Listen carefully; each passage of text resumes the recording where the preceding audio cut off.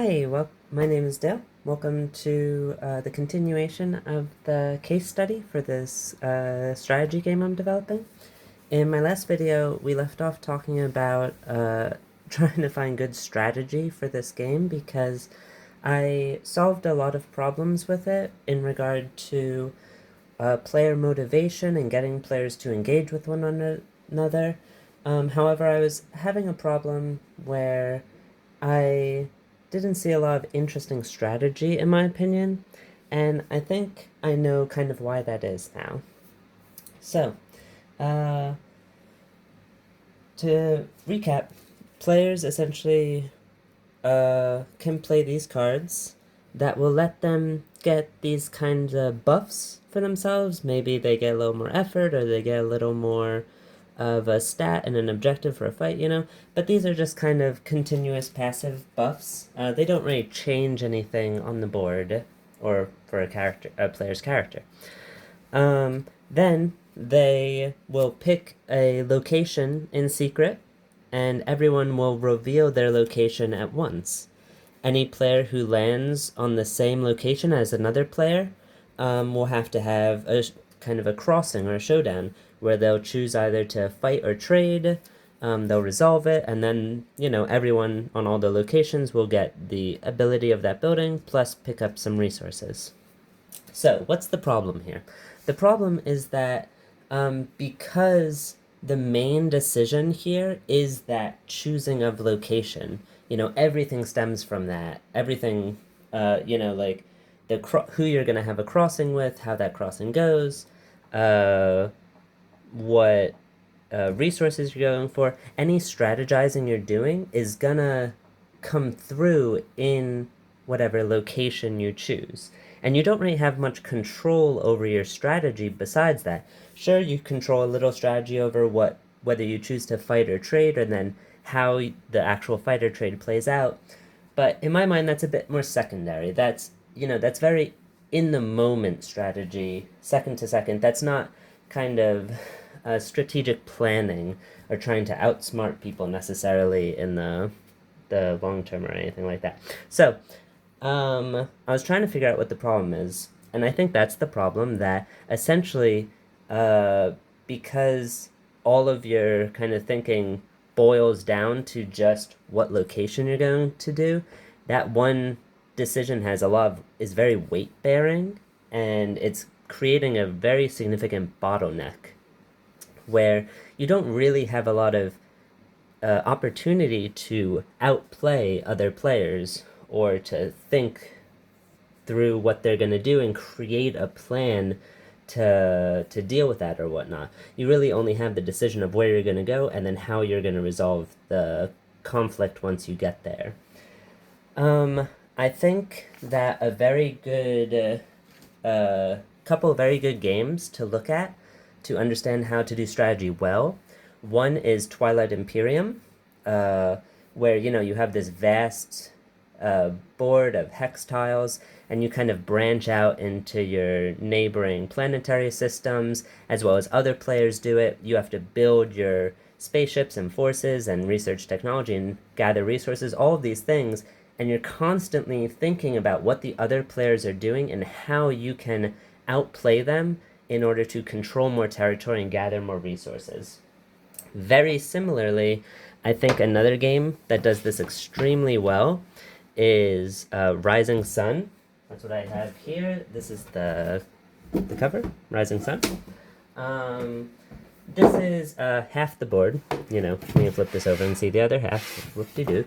But basically what's interesting about this is you have these kind of warriors that you're placing on the board, you're generating them and stuff, then you move them around, and when you're in a location with someone else, you have a battle, kind of similar to my game. However, the difference here is that there's a couple phases that happen before this. You all get to choose these tactic cards that decide what everyone's going to do during the initial phase of the game, whether that's get more people or move them around or get resources from resources from your controlled tiles. And then you also have kind of these interesting little things you can bid on to get more effects. And the combination of these two things, what it does is that you now have to think, okay, is my opponent going to maybe go for Ronin tokens that they can use to buff themselves during a fight? And, is my opponent going to this location? Okay, if so, I need to be able to get this tactic card before them. I need to be able to win this or maybe win this before them. I need to be able to move enough people here before them, all this stuff. And you kind of have to think about what your opponent's doing, how you're going to outplay that, so on. I think this is really interesting because it touches on what I think is needed in order to make this interesting strategy that my game lacks.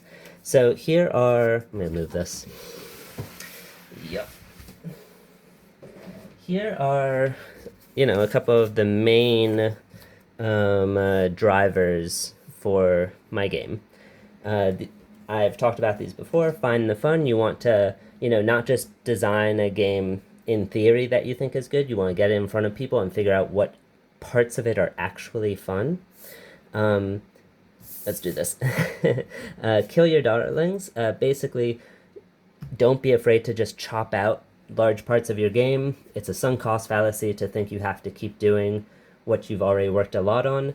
It's almost always a good idea to just drop parts of your game and start entirely new for whatever you need to work on.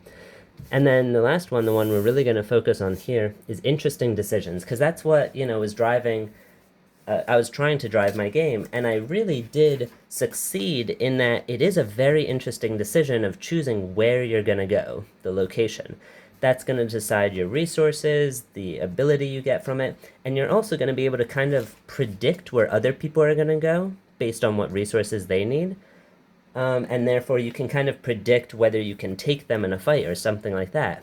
And so that's a very interesting decision, but that's really only one interesting decision. And I think from looking at games like Rising Sun or Twilight Imperium, I picked up a couple reasons why that strategy is much more interesting. So, I think timely decisions is a big one. That means, as I was saying with Rising Sun, you want to do this before your opponent can do that. So it matters when you make the decision, not just what decision you make. And in this game right now, all players are making their decision at the same time. There's no sense of time in this game. There's no sense of, I can do this before you do that. So I think timely decisions is very important to be able to kind of make counter strategies and outplaying each other and stuff like that. That's very interesting. On the same note, player interdependent decisions. Basically, I want to predict what my opponent's doing because I want to be able to do something in response or based on that. Like, I'm not making decisions just based on my own board, my own cards. I have to consider what my opponent's doing because they might move units into that. They might, in Twilight Imperium, they might go for the tactic card I'm looking for. So I have to consider that possibility. So these two. And then lastly, necessary future planning. Because I actually have had some ideas on how to fix these, but I think this is also a very interesting one, where if we look at, Twilight Imperium or Rising Sun, it's not just enough to win the battle. You have to win the war. So it's not just enough to plan your strategy around how to win this one territory. You have to also consider how that one territory plays into the larger game. Am I going to be able to keep that territory in the future? Can I defend it properly? Do I have the right, backline or frontline for that? And how are these resources in that region going to actually aid me in my long-term strategy? So I think right now in this game, there is some future planning, but it's optional, You can plan about what resources you want to get to decide what stats and what cards you want and the playstyle you want, but it's not really necessary. It's not really going to hinder you that much not to do that. So I think these three are very important. The last thing I want to say is a real quick breakdown of the decision making in Rising Sun, which I find very interesting. I think a good way to kind of look at it is, you know, there's a lot of decisions going on here, but they all flow very naturally, and it's kind of easy to think about and strategize around. And the reason being because of kind of the structure of these decisions of this map of the whole game. It's a very amazingly designed game. So the decision flow is kind of like this, I think. I want to control this territory. So that's my goal. I have one goal. I want to control this territory. That's a decision you could call whatever.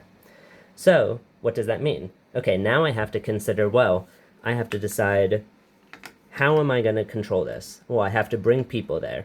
So I have to decide what cards to get. I have to decide maybe if I want any of these to get there. So that's another decision that I need to make in support of this primary decision. Then there's another layer beyond that of what is my opponent going to do? What are they going to go for this territory? Are they going to go for these cards or these? So then I have to then kind of loop back around. I have to decide, okay, I'm going to go here. I'm going to do that in order to get it. However, my opponent's going to do that. So now I have to update my decision to do that, and you kind of loop and so on.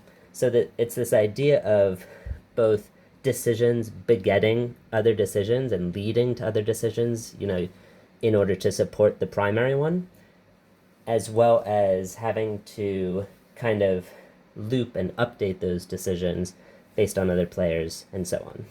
So yeah, I hope this was informative or fun or whatever you're getting out of this, and I'll see you next time.